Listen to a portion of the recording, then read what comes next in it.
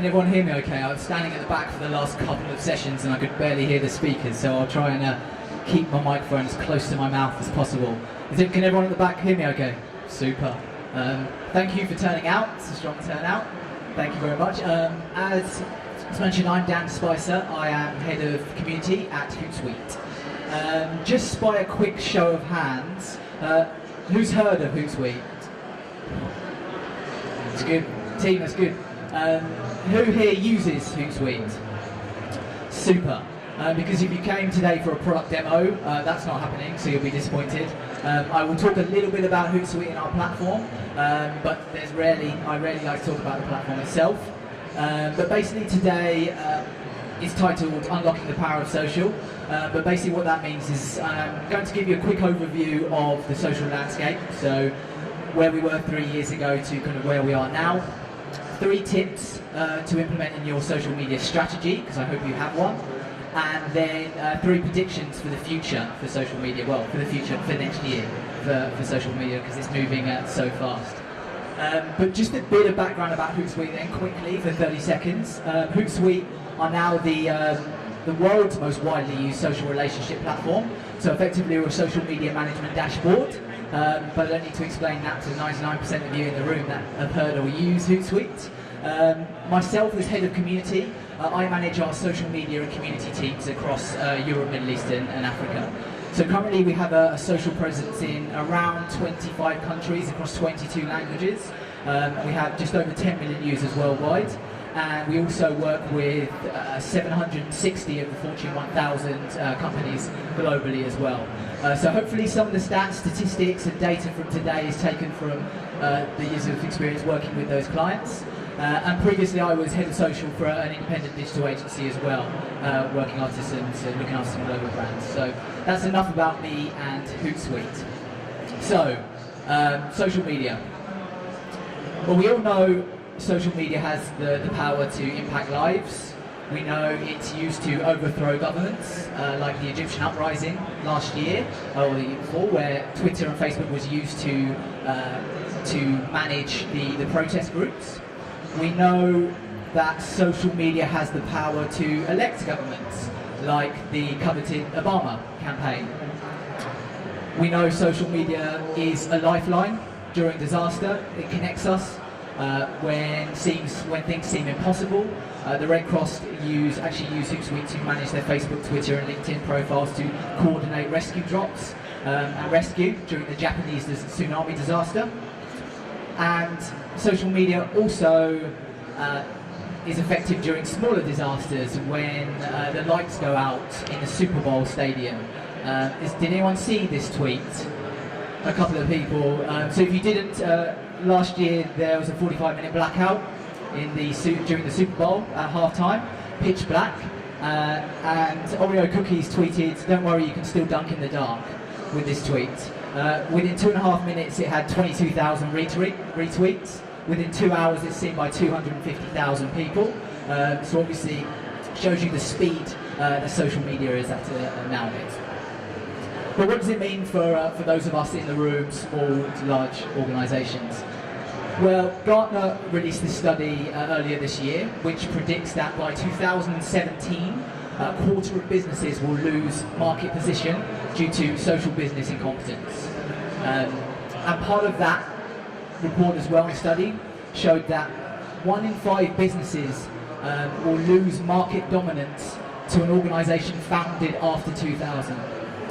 So obviously for many of us in the room here that work for SMBs, smaller businesses, this is a huge opportunity in terms of social business competence. And for those that may be from larger organisations, a huge risk. So for all of us today, I'm glad to see many faces here listening to what I have to say. Brian Solis, social media strategist, actually in his book last year said that part of the reason and part of that social business incompetence is that half of businesses' executives are not engaged, top down. And if you work in a larger organisation, number one challenge is probably getting that buy-in from C-suite and C-level, and that's where this social business incompetence comes from. So to see that in action, sorry for the guys at the back that can't see the screen, but here's Here's a tweet from our friend Jay Rooney, who has just found out that T-Mobile doesn't charge extra for overseas data. What the hell is he still doing with AT&T? So T-Mobile jump on board. You know there's an alternative to old school wireless carriers, right? Come join the T-Mobile revolution. AT&T, of course, hit back. They're listening. They're hearing about these conversations on social. Resist the urge, Jay. We heard it's dark and scary and no one can ever hear you over at T-Mobile. Oh. So Jay Rooney hits back here to AT&T in the middle. I could be persuaded by a discount. Who doesn't like freebies? Everyone likes a good freebie on social. T-Mobile, gloves are off. Come back in. Did your kindergarten panel write that for you? AT&T. No gloves out here, Jay, from AT&T. It's too close to the holidays to be so disgruntled. But here's the uppercut, the blow. John Lager, T-Mobile's CEO. Bet AT&T CEO isn't going to join the conversation. Come join the revolution. Jay Rooney, you definitely caught my attention, good sir. I'll be in the T-Mobile store tomorrow to inquire. Now, obviously this doesn't scale. John Lager can't answer the 150,000 tweets they probably get on a day-to-day basis, but what this does show you is the immediate impact social media has when you're having those conversations. And those conversations, these type of conversations are happening with or without you on social media. So it's your responsibility as a business, as a brand, as an individual to be listening and responding to these type of questions, queries, and these type of conversations on social media. So, how do we adapt?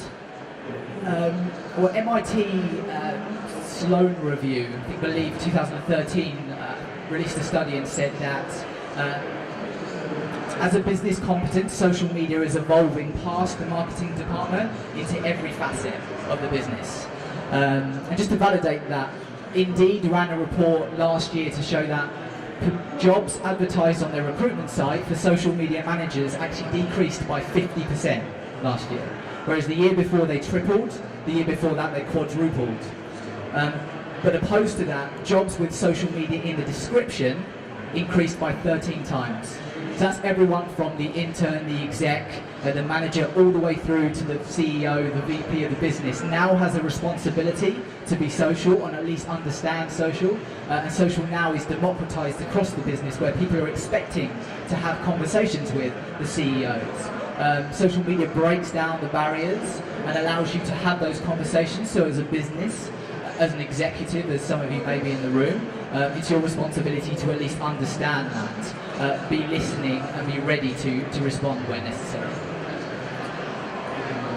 So, if you take a look back then a couple of years, just to 2012. 2012 is what we're calling the year of the follow, the land grab.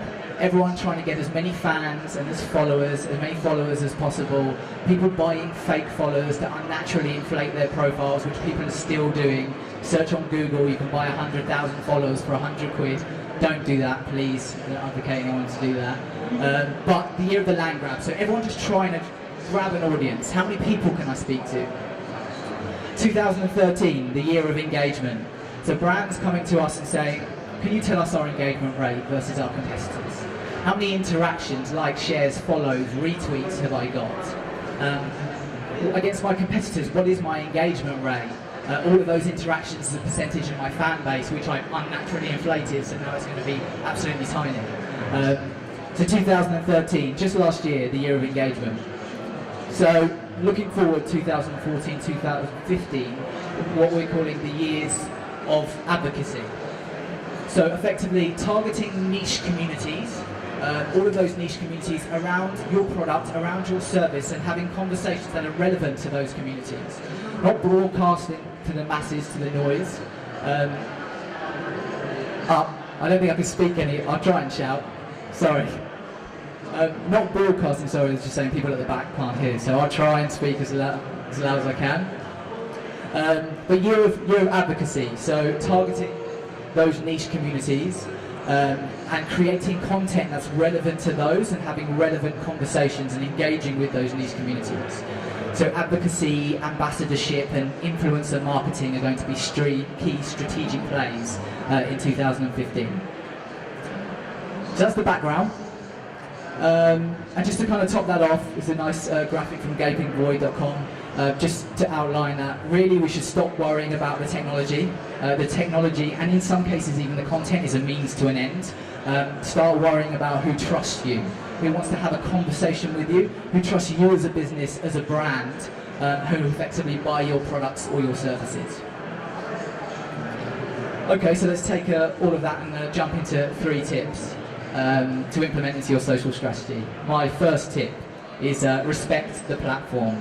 Now, this image diagram is purposefully messy because it's a noisy world out there, and we have to storytell to different people on different platforms at different times. And actually, a recent survey showed there was over 550 social networks that are still out there. So obviously, as a smaller organisation, it becomes very difficult to first understand where we should be and who we should be talking to and why we should be talking to them, but also to cut through all of that noise. And larger organisations often have this platform agnostic strategy where we create content, make it platform agnostic, so it works across all of those platforms, which is fantastic if you have the time, the resource and the budget to do so.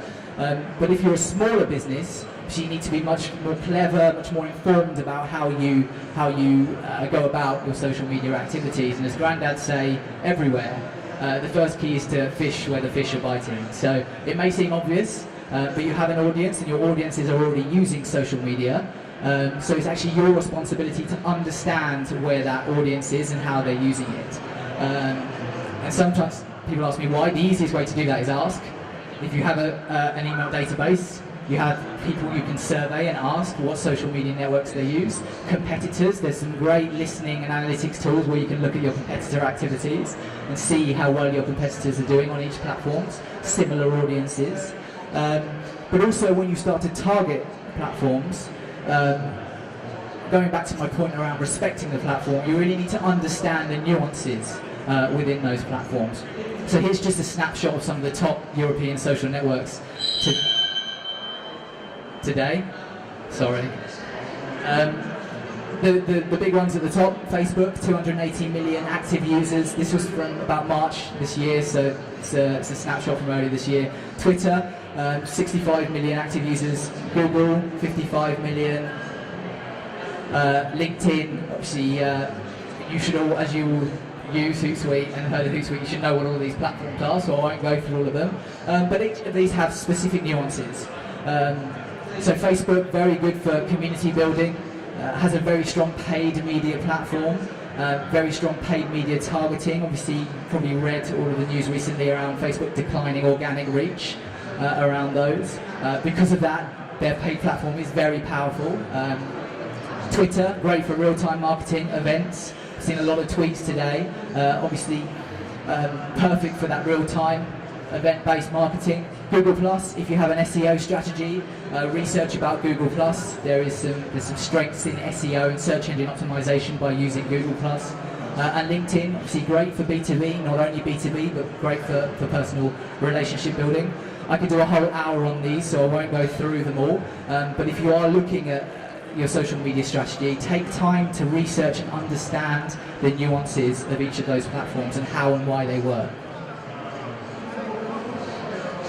So, talking about targeting these communities and maybe use an example of how I do it at Hootsuite. I talked about kind of creating a community around a common interest. And here are just some communities I found, obviously the big ones, social media, marketing, technology, wearable tech.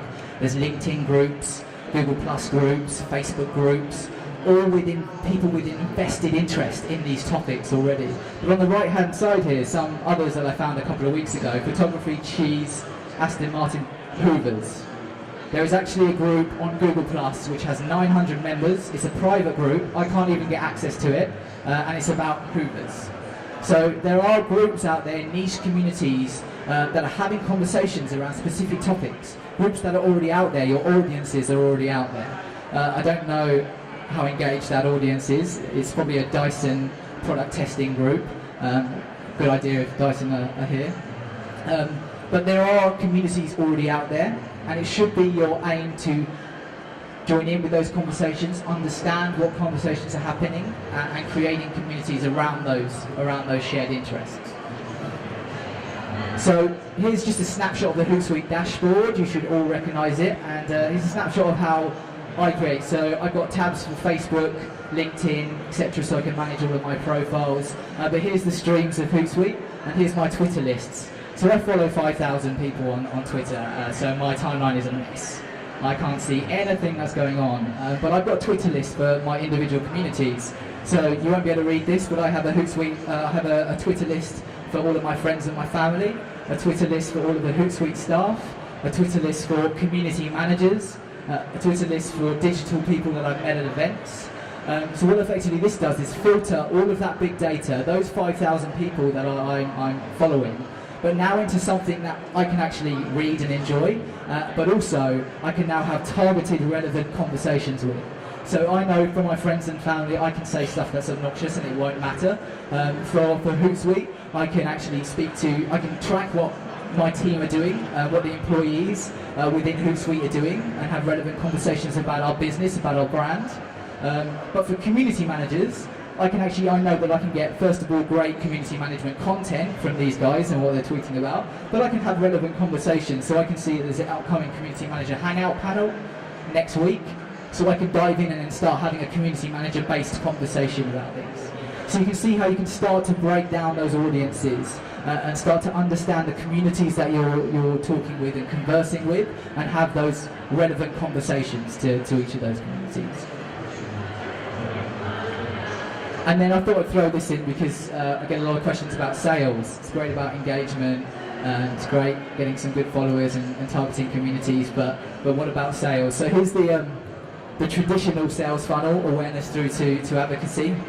And if we take a car purchase, for instance, high-end, difficult to get loyalty, and think about the process of purchasing a car. Awareness. I'm thinking about getting a new car. What should I get? What's on the market? What do my friends have? Consideration. I'm thinking about getting an electric car. What kind of miles per gallon can I get? What's the economy like? What kind of prices are they? Preference. I want to get a Tesla. I think I look pretty good in a Tesla. I think I look pretty cool on one of those. I'll buy a Tesla. Purchase. I bought a Tesla. Loyalty. I love my Tesla. Advocacy, you should buy a Tesla. You can imagine all of those conversations happening all the way through the funnel on social media. Whether that's top-end awareness consideration around peer recommendations and looking for recommendations, reviewing review sites of recommendations, down to preference, doing user research on a Facebook group and seeing the different styles and looks and feels that there are, down to advocating and talking about your purchase, taking a selfie with the Tesla and posting it onto Twitter and Facebook.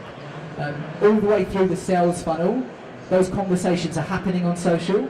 Again, it's your responsibility as a business or brand to be listening for those conversations and then creating the content at the relevant stages of the sales funnel to influence those decisions, to create more content at every stage, and to know where those conversations are happening and being targeted. And a lot of them are on the big platforms like I mentioned, Facebook, Twitter, LinkedIn, Google+, because that's where critical mass is, and that's where people are using social media. So, on to tip 2. So you're probably bored of people telling you to storytell, create stories, etc., etc. You've probably heard that for a long time now, but what does that actually mean? So we've lived through 70 years of hard work. White papers, research papers, TV, movies, films, radio, and we've now evolved to an era of bite-sized information. So 140 characters, tweets every 2 hours, Facebook posts every 2 days, 5-second attention spans. Everything's about this bite-sized communication. Not that the movie thing is dead or the film and radio thing is dead, because obviously you can tell fantastic stories above the line if you have the resources and the budget to do so. but increasingly so in this era of bite-sized information. We have to tell stories that are going to capture people's attention within 5 seconds, which is the latest report, I think, from Harvard. We have an attention span of 5 seconds as you're flicking through Twitter like this on the bus to work. So we have to capture them at the right time and at the right place. So going back to tip 1 and the original comments around kind of tracking and monitoring those communities, we have to create content that's going to resonate with those communities. Content that resonates with the shared values they have within that community. Content that's going to add value to that community. And by value, at Hootsuite, I normally try and bucket that into 3 segments. Content that inspires, content that engages, content that inspires, content that educates, and content that entertains. All of those will engage my audiences, and that's a good starting point if you're looking at trying to look at certain content themes and topics. So there's a couple of examples. Does anyone recognise this guy? A couple of nods in the room. This is Commander Chris Hadfield. He's a very talented guy. He's a skateboarder, he's an artist, a musician, and he drives spaceships for a living. So he returned last year from the International Space Station after spending 9 months floating around, and actually was the first person to record a music video in space, a cover of David Bowi's Space Oddity. How apt, how relevant. Now has 22 million views on YouTube. But besides that, we were fortunate enough at Hootsuite to have him at HQ to answer a few questions during the fireside chat. And someone in the audience asked him, "Oh, what do you think the best social media campaign has ever been?" So after a little while, he considered this, and he said, "Well, the Apollo 11 landing." So there's all of us in the office looking around at each other, trying to work out what message board or forum people were using to have that conversation back then. He said, actually, well, it was the one time that the world took what Mike, Buzz and Neil were doing, beamed it down to the earth, and the world were in sync having a conversation about a topic, and in sync had shared interests. And something there kind of resonated with me in terms of that nothing has changed, kind of our innate desires to have conversations with each other hasn't changed. It's just the technology that's changed and the medium that's changed. We're now just having conversations, the same conversations we were having way back when, but using a different technology and storytelling differently to those people.